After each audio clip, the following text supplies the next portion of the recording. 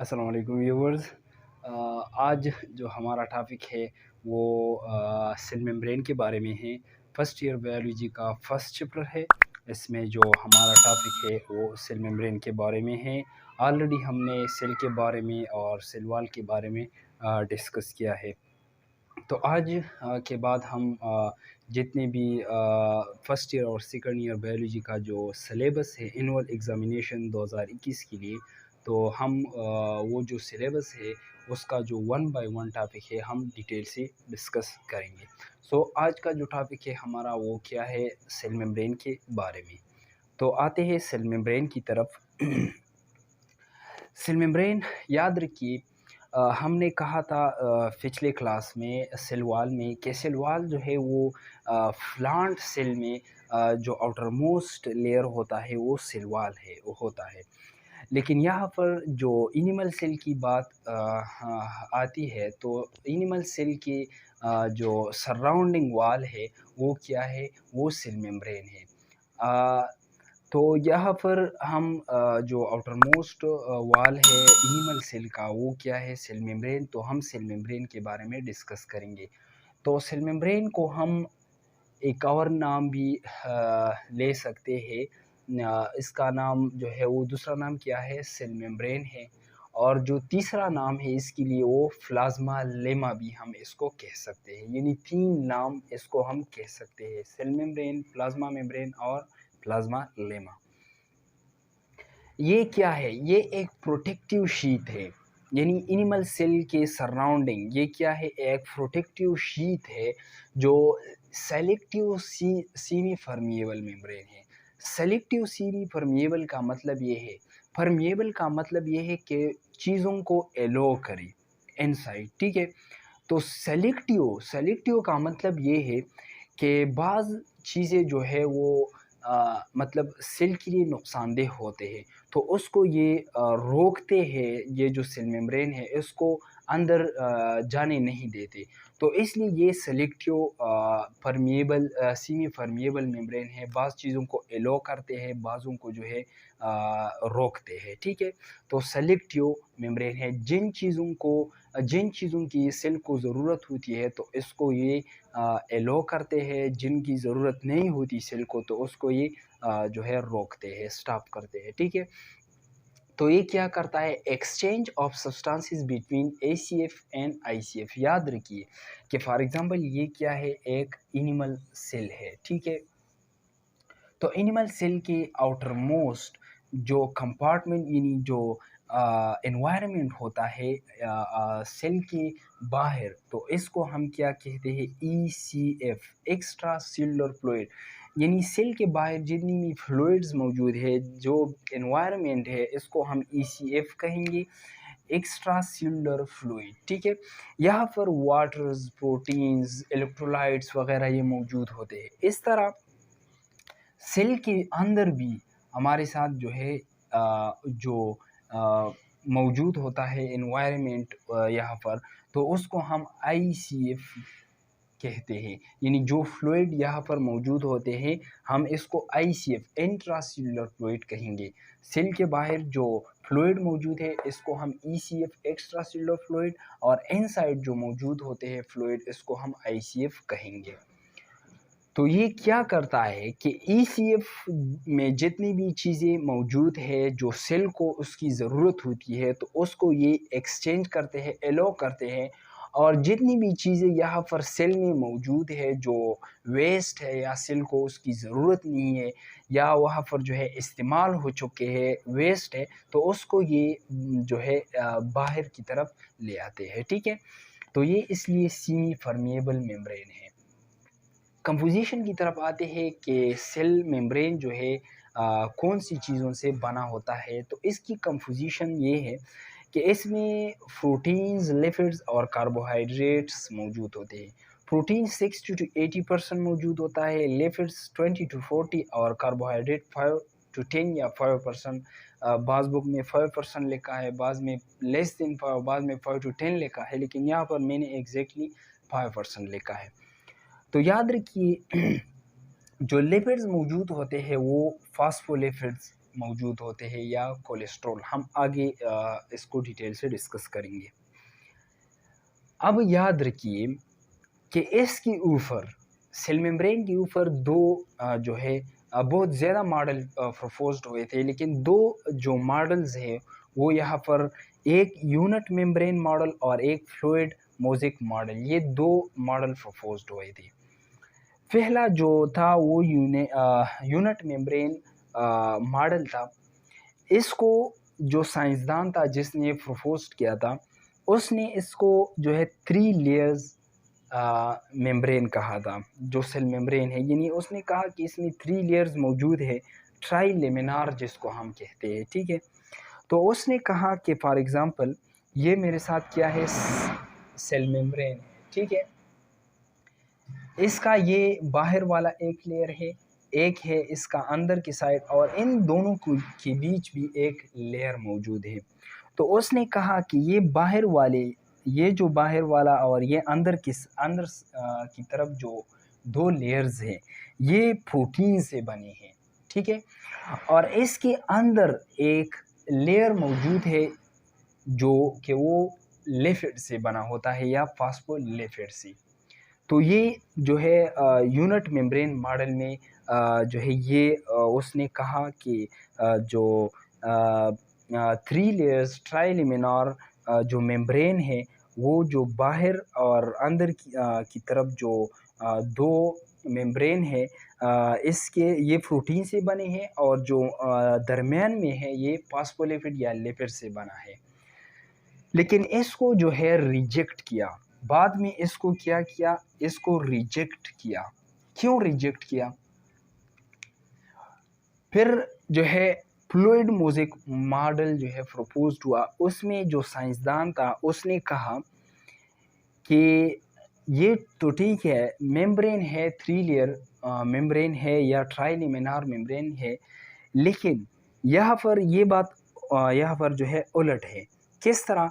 ये जो बाहर आउटसाइड जो मेम्ब्रेन है और इनसाइड जो मेम्ब्रेन है, ये जो है लिपिड बाइलेयर से बना है, यानी लिपिड बाइलेयर है, लिपिड से बना है, और अंदर जो है ये प्रोटीन से बना है।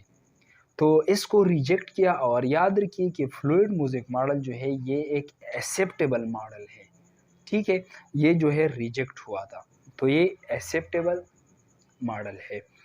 तो इसमें जो है ये कहा गया कि ये जो फॉस्फोलिपिड है, ये मतलब जो 2 लेयर है आउटर, ये लिपिड से बने हुए हैं, और इनसाइड जो दरमियान में है ये प्रोटीन से बना हुआ है। अब डिटेल से आगे इसको हम डिस्कस करेंगे।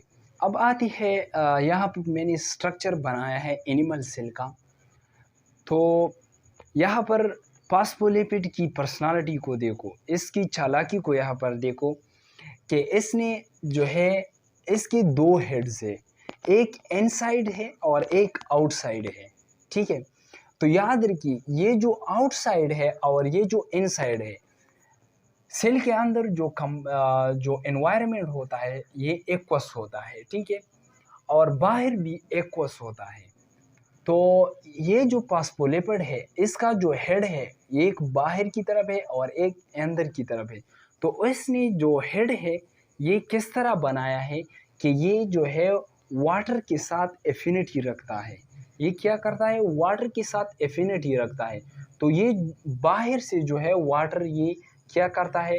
अट्रैक्ट करता है, और अंदर से भी जो है ये वाटर को अट्रैक्ट करता है। तो ये जो फॉस्फोलिपिड के हेड है ये हाइड्रोफिलिक है, ठीक है, यानी वाटर के साथ एफिनिटी रखता है। और अंदर जो है यहाँ पर ये जो दरमियान में मौजूद है, ये हमारे साथ क्या है? ये लाइपोफिलिक यानी हाइड्रोफोबिक है और लाइपोफिलिक है, यानी आयल के साथ ये एफिनिटी रखता है। तो ये फॉस्फोलिपिड का जो है यहाँ पर जो यहाँ पर इसने बनाया है वो हेड जो है हाइड्रोफिलिक है, यानी एफिनिटी रखता है वाटर के साथ, और जो दरमियान में मौजूद है वो क्या है? लाइपोफिलिक है, ठीक है। यहाँ पर मैंने सिंपल सा ये स्ट्रक्चर दोबारा यहाँ पर बनाया है। फॉर एग्जांपल ये हमारे साथ फॉस्फोलिपिड है, इसका आउटर हेड है, इनसाइड जो हेड है, और ये हमारे साथ जो है दरमियान वाला जो लिपोफिलिक मेम्ब्रेन है यहाँ पर। जो कार्बोहाइड्रेट्स है इसकी जो प्रोटीन है इसके ऊपर कार्बोहाइड्रेट्स भी मौजूद होते हैं जिसको हम ग्लाइकोप्रोटीन कहेंगे, ठीक है। अब दो किस्म के प्रोटीन यहाँ पर मौजूद है, एक एक्सट्रिंसिक प्रोटीन है और एक इंट्रिंसिक प्रोटीन है। एक्सट्रिंसिक प्रोटीन जो है वो बाहर की तरफ ऑलरेडी वो बाहर मौजूद होंगे और जो इंट्रिंसिक प्रोटीन है वो एम्बेडेड होंगे इनसाइड। फॉर एग्जांपल ये क्या है, ये हमारे साथ जो है इंट्रिंसिक प्रोटीन है, सॉरी एक्सट्रिंसिक प्रोटीन है, और ये जो है यहाँ पर इनसाइड एम्बेडेड हो चुका है, इसको हम क्या कहेंगे, इंट्रिंसिक प्रोटीन। अब फ्लूइड मोज़ेक मॉडल को सैंडविच का नाम दिया गया। सैंडविच इसलिए दिया गया क्योंकि फॉर एग्ज़ाम्पल बर्गर का जो अपर हिस्सा होता है और नीचे वाला, इसके दरमियान में जो कबाब या सब्ज़ी वगैरह मौजूद होता है, तो इसलिए उसने जो है सैंडविच का नाम उसको दिया कि ये जो फ्लूइड जो ट्राइलेमिनार है, जो सेल मेम्ब्रेन है, ये सैंडविच की तरह होता है। अब फ्लूइड मोज़ेक मॉडल की तरफ आते हैं, तो फ्लूइड मोज़ेक मॉडल को प्रपोज किया था सेंगर एंड निकोलसन ने।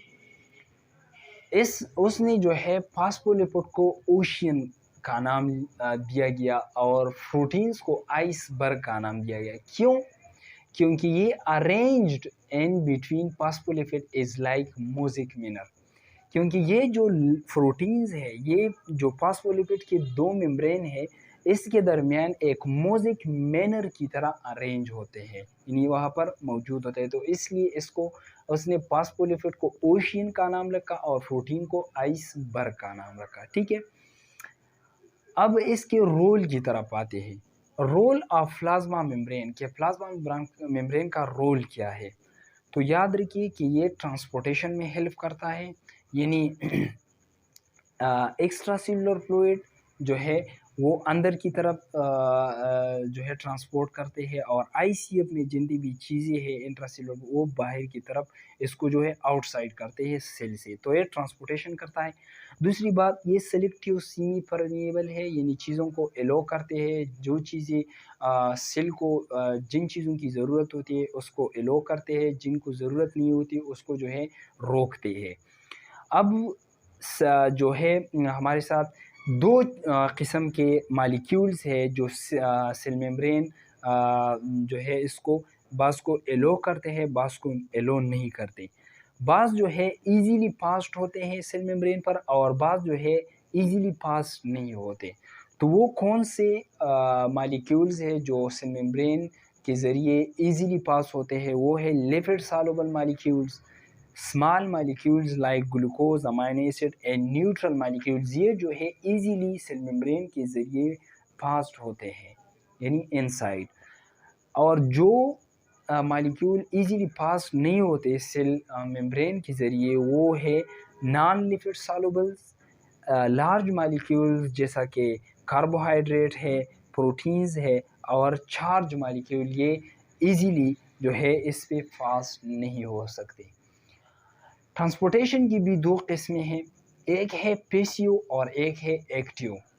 पैसिव जो है याद रखिए कि हाई कंसंट्रेशन से लो कंसंट्रेशन की तरफ मॉलिक्यूल का हरकत करना, मूवमेंट करना, इसको हम पैसिव कहेंगे।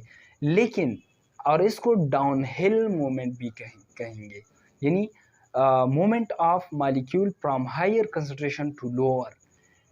लेकिन इसमें जो है एटीपी का यूज़ नहीं होगा, यानी ये जो है no use of ATP, energy की ज़रूरत यहाँ पर नहीं है। एक्टिव जो है ये लो से हाई की तरफ आएगा, यानी moment of molecules from low concentration to higher. तो याद रखिए इसको आप हिल मोमेंट भी कह सकते हैं पीसीओ को।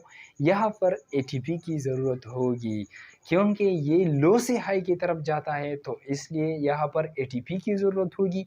और जो चीज़ हाई से लोअर की तरफ जाता है तो वहाँ पर ऑलरेडी एटीपी की ज़रूरत नहीं होगी, यानी एनर्जी की ज़रूरत नहीं होगी। अब पीसीओ के फर्दर 3 टाइप्स है। पीसीओ ट्रांसपोर्टेशन या पीसीओ मूवमेंट जो है इसकी 3 टाइप्स है। एक है डिफ्यूजन, एक है ऑस्मोसिस और एक है पेसिलेटेड डिफ्यूजन। डिफ्यूजन सिंपली जो है movement of molecules from higher concentration to lower, ये सिंपल, यानी मॉलिक्यूल्स का हायर कंसंट्रेशन से लोअर कंसंट्रेशन की तरफ मूवमेंट करना, इसको हम डिफ्यूजन कहेंगे। लेकिन ऑस्मोसिस क्या है? ऑस्मोसिस भी high to lower concentration movement है मॉलिक्यूल्स की, लेकिन ये थ्रू कैरियर प्रोटीन्स है। यहाँ पर क्या है, ये कैरियर प्रोटीन्स के ज़रिए जो मॉलिक्यूल्स का मूवमेंट होता है from higher concentration to lower, तो उसको हम ऑस्मोसिस कहेंगे। पेसिलेटेड डिफ्यूजन क्या है? तो हाई टू लोअर है ये भी, लेकिन ये जो है कैरियर प्रोटीन, सॉरी, ये यहाँ पर मैंने क्या है, ये सेल मेम्ब्रेन है, ठीक है। ये क्या है? सेल मेम्ब्रेन, यानी ये सेल मेम्ब्रेन के ज़रिए होगा। जो पेसिलेटेड डिफ्यूजन है high to lower concentration through cell membrane, ये था पेसिलेटेड डिफ्यूजन। अब याद रखिए कि जो एक्टिव ट्रांसपोर्ट है इसके फर्दर दो टाइप्स है, एक है एक्सोसाइटोसिस और एक है एंडोसाइटोसिस। एक्सो का मतलब है आउटसाइड, एंडो का मतलब है इनसाइड। तो एक्सोसाइटोसिस का मतलब क्या है कि movement of molecule from inside to outside of the cell. For example ये क्या है, ये एक सेल है, ठीक है, ये एक सेल है, ठीक है। अब इसमें जो वेस्ट वगैरह मौजूद है वो फॉर एग्जांपल वैक्यूल्स के ज़रिए सेल से बाहर आता है, तो इसको हम क्या कहेंगे? एक्सोसाइटोसिस। एंडोसाइटोसिस इसका जो है उलट है, अपोजिट है। एंडोसाइटोसिस क्या है? Movement of molecule from outside to inside of the cell. For example ये एक सेल है, ठीक है, और बाहर से कोई चीज़ जो है वो अंदर की तरफ आता है सेल में, तो इसको हम क्या कहेंगे? एंडोसाइटोसिस थ्रू सेल मेम्ब्रेन, ठीक है। तो ये एंडोसाइटोसिस था। अब एंडोसाइटोसिस के फर्दर दो टाइप्स हैं, ठीक है। फर्दर दो टाइप्स में हम जो है क्या है, फेनोसाइटोसिस और फेगोसाइटोसिस। फेनोसाइटोसिस, फेनो का मतलब है लिक्विड और फेगो का मतलब है सॉलिड। साइटोसिस यानी सेल, साइट क्या, साइट जो है ये सेल को कहते हैं, ठीक है। लिक्विड यानी फेनो का मतलब है लिक्विड, तो इसमें ये जो है इसका मतलब ये है कि अपटेक ऑफ लिक्विड्स, जब सेल जो है लिक्विड को अपटेक करता है यानी इसको ड्रिंक करता है, तो इसको हम क्या कहेंगे? फेनोसाइटोसिस। इसको drinking process of the cell भी कह सकते हैं, यानी ड्रिंकिंग करता है, क्योंकि लिक्विड को अपटेक करता है तो ड्रिंकिंग प्रोसेस भी इसको कहते हैं। फेगो का मतलब है सॉलिड, तो ये इसका मतलब हुआ कि अपटेक ऑफ सॉलिड मटेरियल्स, जब सेल सॉलिड मटेरियल्स लेता है इनसाइड, तो हम सेल मेम्ब्रेन के ज़रिए, तो इसको हम फेगोसाइटोसिस कहेंगे। इसको ईटिंग प्रोसेस भी कहते हैं, क्योंकि सॉलिड चीज़ ये जो है अट्रैक्ट करता है, अपट्रैक्ट करता है, तो इसको हम ईटिंग प्रोसेस कहेंगे। तो ये था जस्ट सेल मेम्ब्रेन के बारे में और उसके जो मॉडल्स उसके बारे में प्रपोज्ड हुए थे, यानी फ्लूइड मोज़ेक मॉडल और यूनिट मेम्ब्रेन मॉडल। तो इसके बारे में ये short discussion. See you next, thank you.